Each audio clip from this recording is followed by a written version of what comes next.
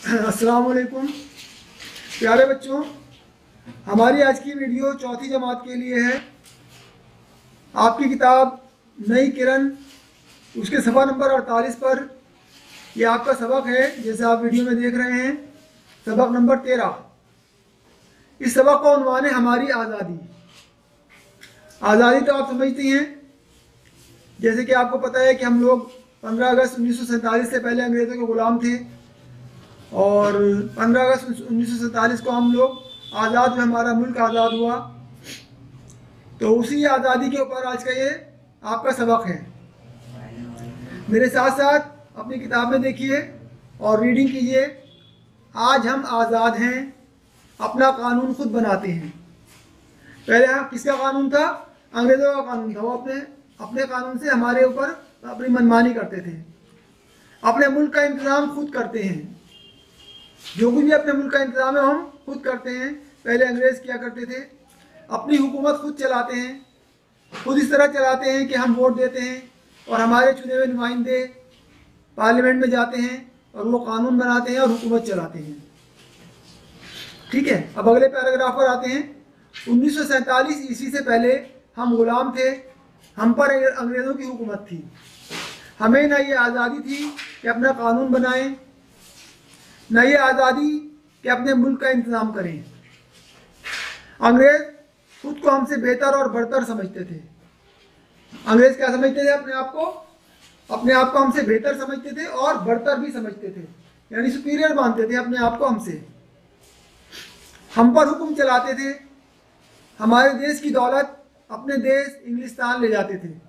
हमारी दौलत भी यहाँ की जो कौमी विरासत है उसको हिंदुस्तान ले जाते थे, इंग्लिस्तान ले जाते थे। गांधी जी का आपने नाम सुना ही होगा।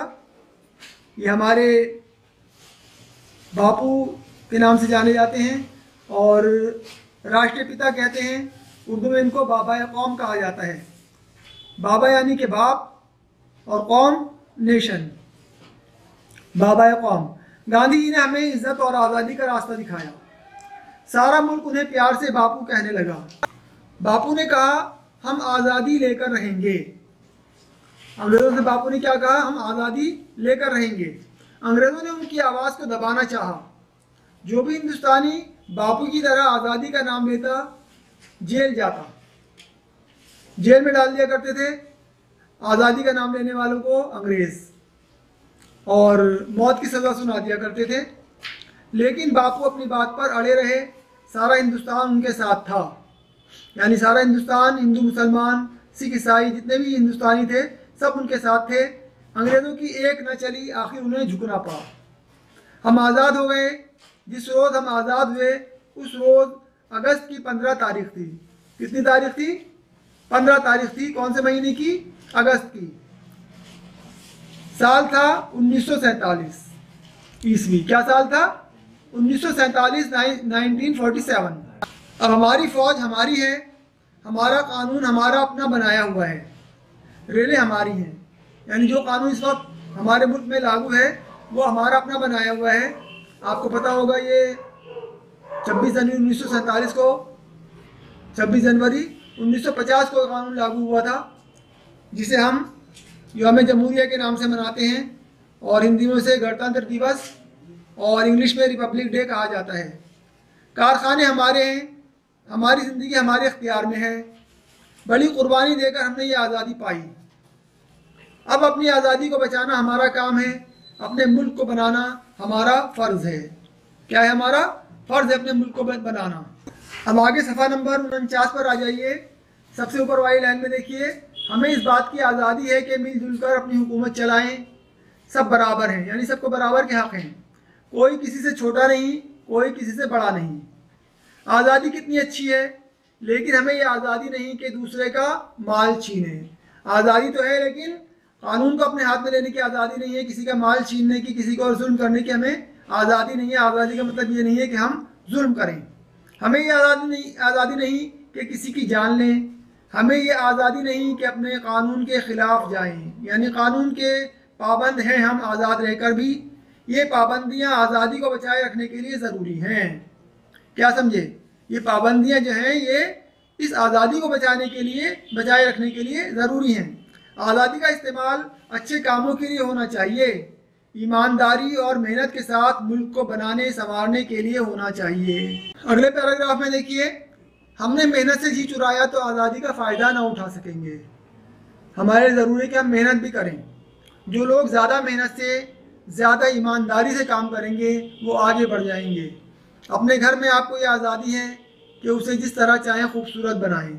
अब देखिए, घर की मिसाल देकर बता रहे हैं कि जिस तरह से हमें अपने घर में ये आज़ादी है कि उसे जिस तरह चाहें खूबसूरत बनाएं। ये आज़ादी नहीं कि अपने घर की दीवार गिरा दें, सामान तोड़ फोड़ कर बाहर फेंक दें। अम्मी और अब्बा यानी हमारे जो बड़े हैं वो हर बुरी बात, हर बुरी आदत, हर बुरी हरकत पर टोकते रहते हैं। जभी तो घर की खुशी कायम रहती है। उनका रोकना टोकना जो है वो हमारे लिए बेहतर है। इसी वजह से घर की खुशी जो है वो कायम रहती है, वरना घर में भी अफरा तफरी फैल जाए। इसी तरह मुल्क की आज़ादी को कायम रखने के लिए बहुत सी बुराइयों से बचना ज़रूरी है। तो प्यारे बच्चों, अभी आपने ये सबक पढ़ा हमारी आज़ादी। अब इसमें देखिए अल्फाज मानी में 3 अल्फाज मानी हैं। इसमें सबसे पहले लफ्ज़ है बरतर, जिसका मतलब है बड़ा। दूसरा लफ्ज़ है इख्तियार, यानी अपनी मर्ज़ी का मालिक होना। और तीसरा लफ्ज़ है फ़र्ज़, यानी जिम्मेदारी। इन अल्फाज मानी को भी याद कर लीजिएगा। इसके बाद में आप सफ़ा नंबर 50 पर आ जाइए। यहाँ पर सबसे ऊपर देखिए, जैसे यहाँ मैंने लिखा है बोर्ड पर, सोचिए और बताइए। ये कुछ सवाल दिए हुए हैं, यहाँ पर 5 सवाल हैं। आपको इनके जवाब लिखने हैं जो मैंने यहाँ बोर्ड पर लिख दिए हैं। अपनी किताब में सवाल देखिए आप। सबसे पहले ये लाल रंग से नंबर 1 पढ़ा हुआ है और यहाँ लिखा हुआ है, आज़ादी से पहले हमारे मुल्क पर किसका कब्जा था। ये सवाल है कि हमारे मुल्क पर आज़ादी से पहले किसका कब्जा था जब हम आज़ाद हुए। तो इसका जवाब यहाँ से देखकर अपनी कॉपी में लिख लीजिए। आप लोग जो आपकी कॉपियाँ हैं उसमें ऊपर हेडिंग डालिएगा हमारी आज़ादी, और फिर सवाल नंबर 1 डाल के इसी तरह से लिखिएगा, आज़ादी से पहले हमारे मुल्क पर अंग्रेज़ों का कब्जा था। ये सवाल का जवाब है जो सवाल नंबर 1 है यहाँ पर आपके सामने किताब में। इसके बाद है सवाल नंबर 2, अंग्रेज हिंदुस्तानियों के साथ कैसा सलूक करते थे। ये नंबर 2 डालकर मैंने यहाँ पर लिखा हुआ है, अंग्रेज हिंदुस्तानियों पर जुल्म और जबर करते थे। जुल्म भी करते थे और जबर करते थे, ज़बरदस्ती अपने कानून को, अपनी बात को मनवाते थे और तरह तरह के जुल्म करते थे हिंदुस्तानियों पर अंग्रेज़।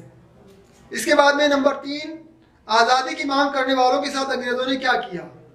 जो लोग आज़ादी की मांग करते थे कि हमारे मुल्क हिंदुस्तान को आज़ाद करो, यहाँ से जाओ, उनके साथ उन्होंने क्या किया, क्या सलूक किया। तो सवाल नंबर 3 का जवाब यहाँ पर है नंबर 3 डालकर, आज़ादी की मांग करने वालों को अंग्रेज़ों ने जेल भेजा और मौत की सज़ा दी। जिन लोगों ने आज़ादी की मांग की उनको अंग्रेज़ों ने क्या किया, जेल भेज दिया और बहुत से लोगों को मौत की सज़ा सुना दी। सवाल नंबर 4, अब हमारे मुल्क में किसका कानून और इंतज़ाम है। जाहिर सी बात है, अब हमारा मुल्क आज़ाद है तो किसका कानून और इंतज़ाम है। यहाँ पर मैंने सवाल नंबर 4 का जवाब लिखा है, अब हमारे मुल्क में हमारा अपना बनाया हुआ कानून और जमहूरी इंतज़ाम है। कौन सा इंतज़ाम है, जमहूरी, जिसमें सबको बराबर के हुकूक होते हैं। वोट के ज़रिए से यहाँ की हुकूमत चलाई जाती है, जैसे मैंने आपको सबक पढ़ाते वक्त बताया था। आखिरी सवाल यानी सवाल नंबर 5, हमें आज़ादी कायम रखने के लिए किस तरह के काम करने चाहिए। अब सवाल ये पैदा होता है कि हमें आज़ादी तो मिल गई, अब इसको हमें कायम भी रखना है, तो हमें किस तरह के काम करने चाहिए। तो इसका जवाब यहाँ पर देखिए, सवाल नंबर 5 में जवाब यहाँ पर लिखा हुआ है, हमें आज़ादी कायम रखने के लिए अपने मुल्क के कानून की पाबंदी करनी चाहिए। हमारे मुल्क का जो कानून कहता है हमें उसकी पाबंदी करनी चाहिए, उसके मुताबिक हमें अमल करना चाहिए। इसके बाद में नीचे देखिए, नीली रोशनाई से लिखा हुआ है, नीचे दी हुई खाली जगहों को सही अल्फाज से भरिए। ये मैंने स्टार बनाकर यहाँ पर लिख दिया, ये काम आपको खुद करना है। ये खाली जगह भरनी है आपको, फिल इन द ब्लैंक्स का काम करना है अपनी किताबों में। इसके बाद नीचे देखिए, ये 5 जो है जुमले हैं, इसमें बीच में खाली जगह छोड़ी गई है। इसके नीचे नंबर 4 पर लिखा हुआ है, नीली रोशनाई से नीचे दिए हुए मुहावरों को अपने जुमले में इस्तेमाल कीजिए। ये मैंने मुहावरे यहाँ पर लिख दिए हैं और उनको जुमले बना दिए हैं। आप इसी तरह अपनी किताब में लिख लीजिए। सबसे पहले जो मुहावरा है वो है आवाज़ को दबाना। इसका जुमला ये बनता है, किसी की आवाज़ को दबाकर हक को छुपाया नहीं जा सकता। किसी की आवाज़ को दबाकर हक को यानी सच बात को या जो हक पर है उसको छुपाया नहीं जा सकता। इसके बाद में अगला मुहावरा है अपनी बात पर अड़े रहना, यानी अपनी बात मनवाना। तो यहाँ पर जुमला देखिए, अपनी बात पर अड़े रहना बुरी बात है। कोई भी बात हो हमें दूसरे की भी सुननी चाहिए और माननी चाहिए। अपनी बात पर अड़े रहना जो है वो बुरी बात है। इसके बाद अगला मुहावरा है एक ना चलना। इसके लिए जुमला देखिए, यह है काजी ने मजलूम के हक में अपना फैसला सुना दिया, जालिम की एक न चली। फिर अगला मुहावरा देखिए, मेहनत से जी चुराना, यानी काम से बचना, काम चोरी करना। वो कभी कामयाब नहीं हो पाते जो लोग मेहनत से जी चुराते हैं। जो लोग मेहनत से जी चुराते हैं वो कभी कामयाब नहीं हो पाते। इसके बाद में आखिरी मुहावरा रह जाता है फायदा उठाना। इस मुहावरे का जुमला आप खुद बनाइए, बहुत आसान है। फायदा उठाना, इसका जुमला अपनी किताब में खुद बना लीजिए। ये मैंने नहीं बनाया, ये आपको बनाना है। इस काम को छोड़ना नहीं है, इस काम को भी आपको करना है। इसके बाद में सबसे नीचे नंबर 5 पर देखिए लिखा हुआ है नीली रोशनाई से नीचे दिए लफ्जों के वाहिद लिखिए। यहाँ जमा के अल्फाज दिए हुए हैं, उनके वाहिद लिखने हैं आपको। इसको अपनी कॉपी में भी आप कर सकते हैं और किताब में जगह दी हुई है इसमें भी कर लीजिए। यहाँ पर एक तरफ जमा है और उसके सामने यहाँ पर वाहिद है। इस तरह से आप स्केल से एक लाइन कीजिए, एक लाइन ऐसे कीजिए और यहाँ पर वो अल्फाज दिए हुए हैं जो आपकी किताब में हमें मिलते हैं, जो जमा के अल्फाज हैं। जमा का सीगा है ये कवानीन, इसका वाहिद क्या होगा? कानून। ममालिक, ममालिक का वाहिद मुल्क। इंतजामात, इसका वाहिद क्या है? इंतजाम। ये प्लूरल है और ये सिंगुलर, इसको उर्दू में जमा और वाहिद कहते हैं।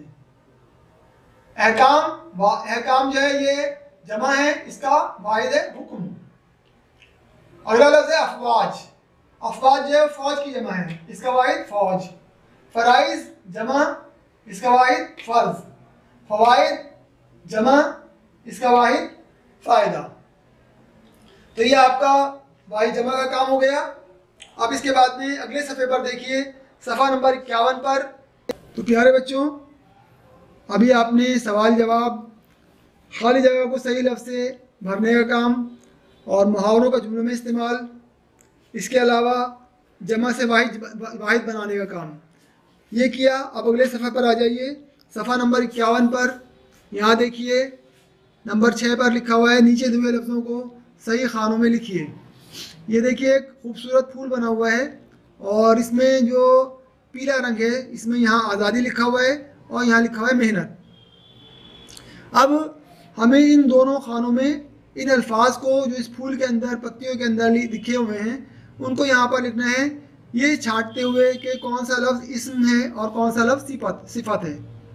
इस्म कहते हैं किसी चीज़, जगह या जानदार के नाम को, जैसे कि आपको कराया गया होगा पहले क्लास में इस्म की तारीफ़ में कि इस्म किसे कहते हैं और सिफत क्या होती है, सिफत किसे कहते हैं। तो उसकी रोशनी में आप यहाँ से इन अल्फाज को छाटिए कि इसमें कौन सा लफ्ज़ जो है वो इस्म में आएगा और कौन सा लफ्ज़ वो सिफत में आएगा। ठीक है, तो सबसे पहले हम लेते हैं आज़ादी। आज़ादी, ये सोचिए कि ये आज़ादी क्या चीज़ है? ये किसी चीज़ का नाम है, किसी ऐसी चीज़ का नाम है जिसको हम जो है वो नाम दे सकते हैं, ये सिफत है। तो जाहिर सी बात है ये आज़ादी जो है ये सिफत के खाने में आएगी, ये सिफत है जिसका मुतदाद होता है ग़ुलामी। आज़ादी का मुतदाद ग़ुलामी। देखिए साथ साथ मैं आपको मुतदाद भी बता रहा हूँ। आज़ादी का मुतदाद ग़ुलामी होता है, यानी अपोजिट वर्ड। इसके बाद में दूसरा लफ्ज़ है यहाँ पर मेहनत। मेहनत जो है ये भी एक सिफत है जिसका मुतदाद होता है, जी बताइए क्या होता है मुतदाद मेहनत का? मेहनत का मुतदाद होता है अपोजिट वर्ड। सोचिए, चलिए सोच के बताइएगा, यहीं इसके सामने लिख दीजिएगा। तो मेहनत भी जो है वो सिफत है। अच्छी, अच्छी या बुरी, अच्छी का मुतदाद बुरी होता है, अच्छी भी ये सिफत है। बेहतर, जैसे कि किताब में आया बेहतर और बरतर, ये दोनों लफ्ज़ भी इस सिफत के खाने में आएंगे, यहाँ पर सिफत। ठीक है, और कानून, कानून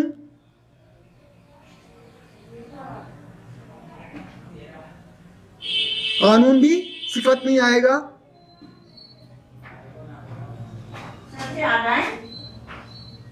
कानून और इंतजाम नहीं, सिफत में नहीं आएगा, कानून और इंतजाम आएगा इसम में। देखा, खूबसूरत आएगा सिफत में। इंग्लिस्तान एक जगह का नाम है, ये भी इसम में आएगा। हुकूमत भी इसम में आएगा। ठीक है, तो ये इस तरह से आपने ये काम किया आज, इसम और सिफत।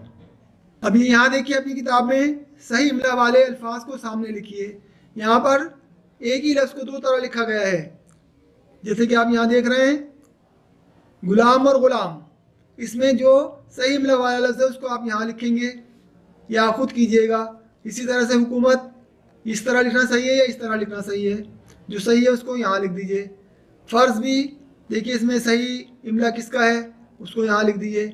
इसी तरह ये दो जगह लिखे हुए अल्फाज, कानून, इसको यहाँ लिख दीजिए जो सही हो। इस्तेमाल किस तरह लिखा जाएगा, इस तरह या इस तरह, जो सही लिखा है उसको यहाँ लिख दीजिए। आदत में भी जिसकी सही इमला है जिसका, उसको यहाँ लिख दीजिए। हरकत भी देखिए इस हे से आएगी हरकत या इस हे से आएगी, जो सही है उसको यहाँ लिख दीजिए। कायम भी जो सही है, सही इमला, उसको यहाँ लिख दीजिए। तो ये सही इमला वाले अल्फाज हो गए आपके। अब देखिए इस सफ़े का ये आखिरी काम, यहाँ पर ये 5 अल्फाज दिए हुए हैं। इन अल्फाज को आपको पढ़ना है और लिखना है, खुशखत लिखना है। खुशखत का मतलब जैसे आप यहाँ लिखा हुआ देख रहे हैं, इसी तरह से नीचे लिखते चले जाइए, पढ़ते जाइए और लिखते जाइए। इज़्ज़त इज़्ज़त इज़्ज़त इज़्ज़त इज़्ज़त, बहुत साफ़ सुथरा, जैसे आप यहाँ लिखा हुआ देख रहे हैं, इसी तरह से इसकी नकल करनी है आपको। बुलंद आवाज़ से पढ़ना है। बुलंद का मतलब ये नहीं कि आप मोहल्ला सर पे उठा लें, बल्कि इतनी बुलंद आवाज़ से कि आपकी आवाज़ आपके अपने कानों तक आए। इस तरह से पढ़िए और यहाँ पर लिखते जाइए इज़्ज़त। इसी तरह इंतज़ाम को भी आप इसी तरह से नीचे इन लाइनों में लिखते जाइए, बहुत साफ जैसे आप यहाँ लिखा हुआ देख रहे हैं। अगला लफ्ज़ है कुर्बानी, इसको भी लिख दीजिए। पाबंदी को भी इसी तरह लिखते जाइए, बोलते जाइए, पढ़ते जाइए, लिखते जाइए। पाबंदी। ज़रूरी को भी पढ़ते जाइए और लिखते जाइए इन लाइनों पर, बहुत साफ़ सुथरा, जैसे आप यहाँ लिखा हुआ देख रहे हैं, इसी तरह से आपको लिखने की कोशिश करनी है। अब सफ़ा नंबर 52 पर देखिए, यहाँ पर आपको कुछ जुमले नज़र आ रहे हैं लिखे हुए और इसके सामने ये खाने दिए हुए हैं। तो हर जुमले के सामने इस जुमले को पढ़िए और अगर ये जुमला सही है तो इसके सामने राइट का निशान लगा दीजिए और जुमला अगर गलत है तो रॉन्ग का निशान लगा दीजिए। जुमला पढ़िए, हम 26 जनवरी 1947 को आज़ाद हुए, कि ये सही है जुमला? 26 जनवरी 1947 को आज़ाद हुए थे हम, क्या तारीख थी जब हम आज़ाद हुए थे? तो अगर ये जुमला सही है तो सही का निशान लगाइए, अगर गलत है तो गलत का निशान लगा दीजिए। अगला जुमला है गांधी जी ने हमें इज्जत और आज़ादी का रास्ता दिखाया। अगर ये जुमला सही है तो राइट का निशान लगा दीजिए, अगर गलत है तो रॉन्ग लगा दीजिए। ठीक है, अब हम आज़ाद हैं लेकिन मुल्क में कानून अंग्रेज़ों का है, क्या ऐसा है? अब जुमला देखिए आप और ख़ुद ही फैसला करके यहाँ पर आप राइट या रॉन्ग का निशान लगाइए। अगला जुमला है हमें आज़ादी है कि हम किसी को अपने बराबर समझें और किसी को छोटा। अगर ये जुमला सही है तो राइट लगाइए, अगर गलत है तो रॉन्ग। जुमले खुद पहचानिए और यहाँ पर निशान लगाते जाइए। अगला जुमला है जो लोग ज़्यादा मेहनत से काम करेंगे वो आगे बढ़ जाएंगे। क्या सही है ये? अगर राइट है तो राइट और रॉन्ग है तो रॉन्ग। हमें इस बात की आज़ादी है कि मिलजुल कर अपनी हुकूमत चलाएं। राइट है तो राइट लगाइए और रॉन्ग है तो रॉन्ग लगाइए। खुद फैसला करके यहाँ पर आप निशान लगाते जाइए राइट या रॉन्ग के। तो प्यारे बच्चों, अभी आपने देखा कि हमारा मुल्क जब आज़ाद हुआ तो हमारा जो कानून बना उसमें कुछ कौमी चीज़ों को भी रखा गया, जो कौमी यानी नेशनल चीज़ें कहलाती हैं, जैसे कि कौमी झंडा, जिसको उर्दू में परचम कहते हैं। कौमी परिंदा, एक कौमी परिंदा है।